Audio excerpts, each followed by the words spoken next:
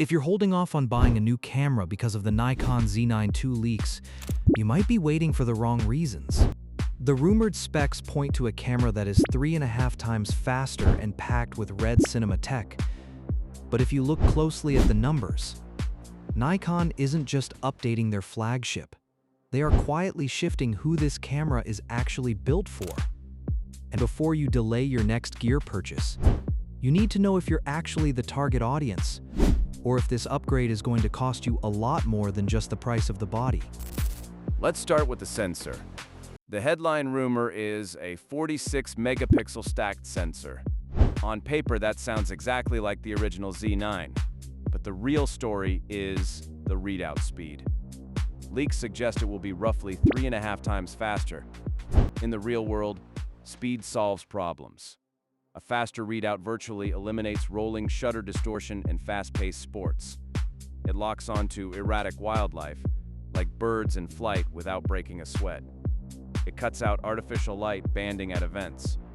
And for hybrid shooters, it unlocks massive headroom for demanding video modes. Staying at 46 megapixels is actually a smart move. The Z8 and Z9 already give you plenty of resolution. By focusing on speed and fast data clearing instead of chasing useless marketing megapixels, Nikon is building a true workhorse. But here is where the target audience starts to shift: internal video. Thanks to Nikon's acquisition of Red, the second major rumor is internal: 8.3K Red Code RAW recording. If you are a hybrid professional shooting documentaries, high-end weddings, or commercial content, this is huge. It means cinema-level color grading, incredible exposure recovery, and seamless matching with actual cinema cameras, all without an external monitor. But Red RAW is not free. It demands faster, significantly more expensive memory cards. It eats through hard drive space, and it requires a heavy, demanding post-production workflow. If you are a solo creator shooting YouTube reviews or talking heads, it is complete overkill. But for professionals grading paid client work, this is the feature that makes the Z9 II worth the wait. And that brings us to the performance tax. There is talk of this camera pushing 60 frames per second in full resolution RAW. For wildlife and sports photographers, that means never missing the perfect micro moment. But again, think about the data. Shooting 60 frames a second in RAW creates a massive bottleneck. You are looking at brutal culling sessions, premium card costs, and heavy editing times. So, should you wait? If you already own a Z9, or you're eyeing a Z8 for general photography, the current lineup is likely all you need. But if your work demands absolute cutting-edge video workflows, or you shoot fast action where missing the shot costs you money, the Z9 II is shaping up to be a completely different beast. Just make sure you have the hard drives to handle it. But massive RAW files and crazy burst speeds mean absolutely nothing if the camera can't actually hit the target. And that brings us to the biggest make-or-break feature of the Z9 AI, the autofocus. We are likely looking at a next-generation EXPEED processor paired with heavily upgraded AI subject detection. But let's be real, spec sheets don't prove autofocus. Real-world chaos does.